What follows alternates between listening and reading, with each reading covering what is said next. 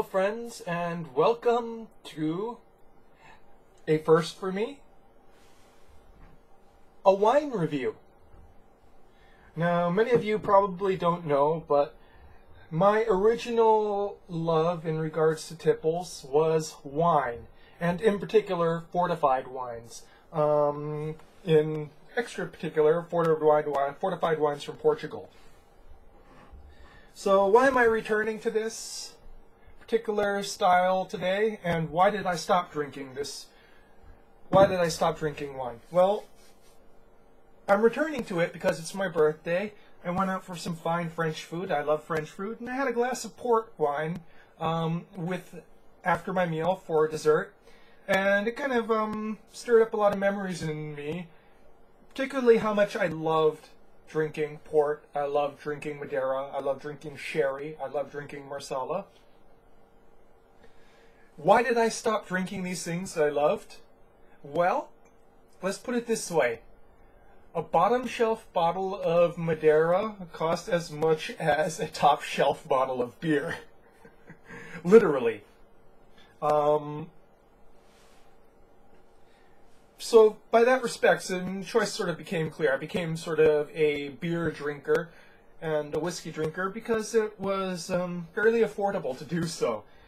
Drinking wine is not affordable, especially if you're a single drinker like myself, and once you open a bottle of wine, you really have to finish that bottle of wine that evening, because most bottles of wine don't keep.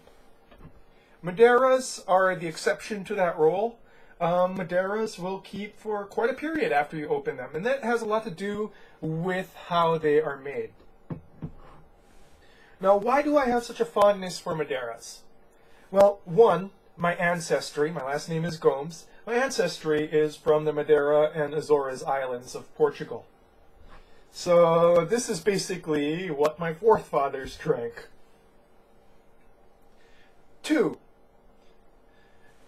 Madeira is a very historic wine.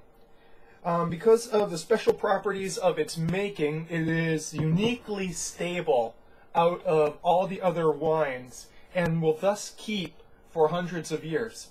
So there are bottles that date back to the 1790s of Madeira, bottles of Madeira that date back to the 1790s that are still drinkable.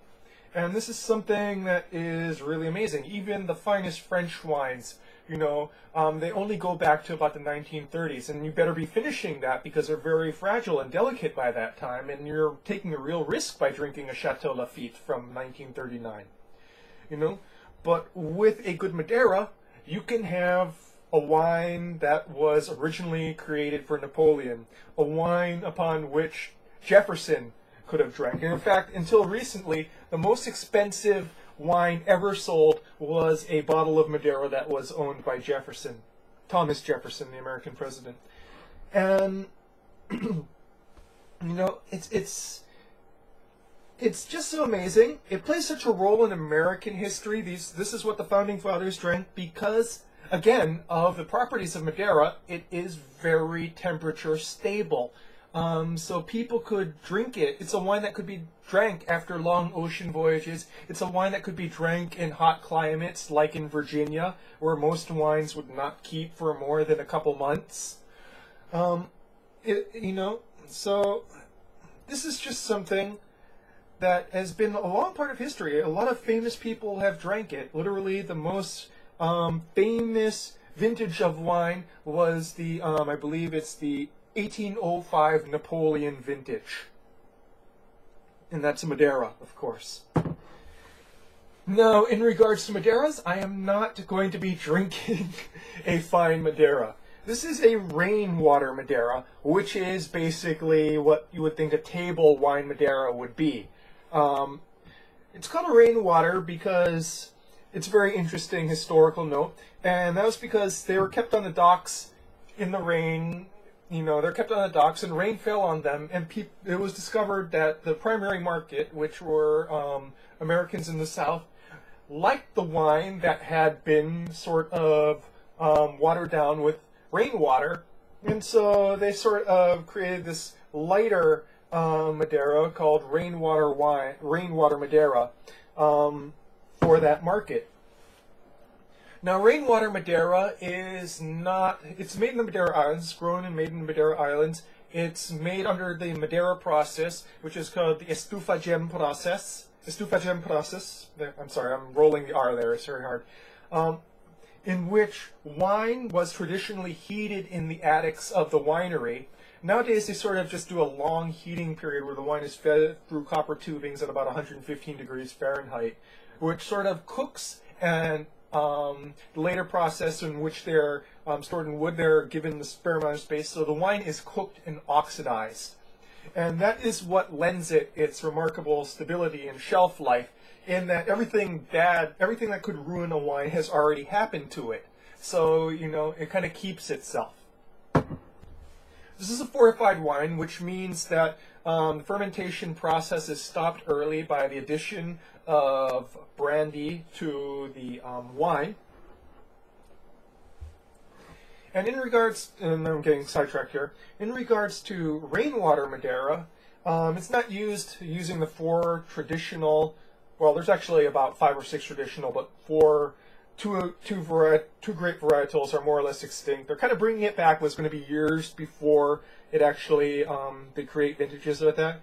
So there's 4 traditional grapes that are used. They're white wine grapes. The Malavisia, aka Malmsey, Boal, Verdelho, and the Serchal grapes. This is made using the Tinta Ruiz, and in the case of Broadbent, they also use Cabernet Sauvignon grapes, and this is actually a red wine grape. But as you will see, the Madeirization process changes wine, so it doesn't really look like any other wine, and it doesn't really taste like any other wine, including most fortified wines. So let's pour this out, shall we?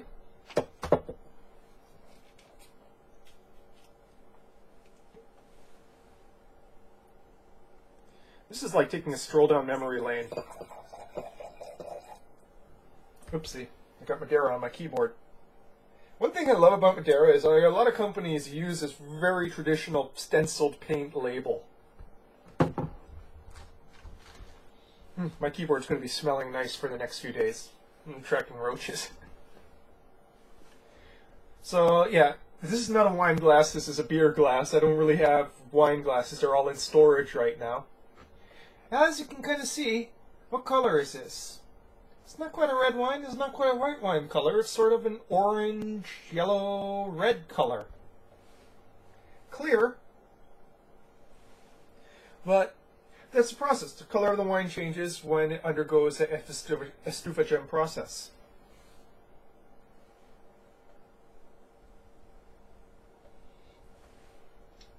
Like all fortified, well, I shouldn't say all, like the vast majority of fortified wines, this, despite saying medium dry, and by the standards of fortified wines, it is medium dry, it comes across on the nose as very sweet.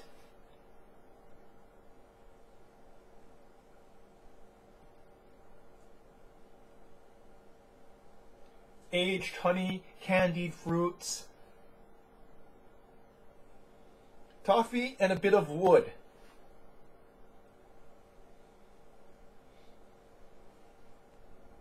Very thick legs, as you can see here. And this is actually fairly weak-bodied for a Madeira.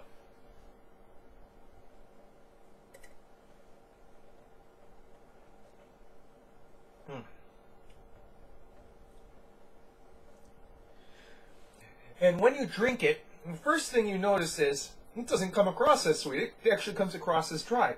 That's because while there is a very high sugar content in all Madeiras, to the point where something like a Malmsey will be almost syrupy, both in texture and in taste, the acidity of a Madeira wine is so high it cuts through that sugar content, leaving you with this very interesting interplay of flavors on your tongue.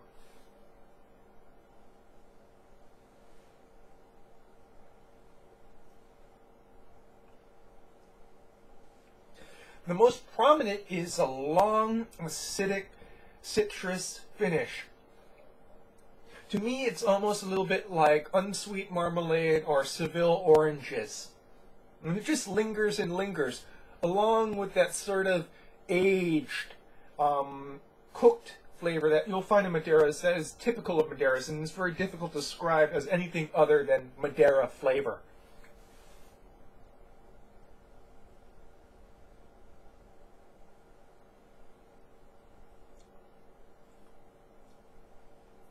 The front is where you taste the sweetness, and that's before the acid kicks in.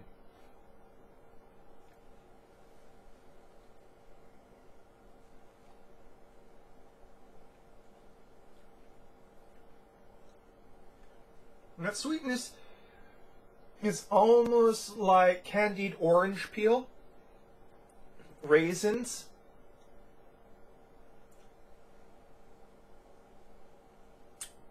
and what's really interesting is underneath all that citrus and acid and fruitiness is a strong nutty backbone. And once the acid clears your palate, you're just sort of left with this taste of nuts on it. And a lot of people say it's walnuts. I kind of, it doesn't really taste like walnuts to me because I don't really like walnuts, but I love this sort of nuttiness.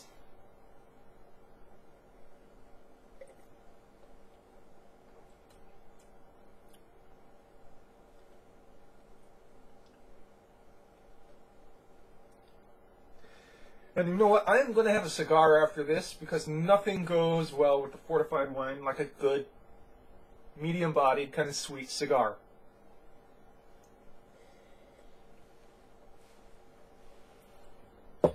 Now, in regards to this is about as cheap as a Madeira will get. It'll be about $17 to $18 on the mainland. Here, it's $21, which is kind of ridiculous.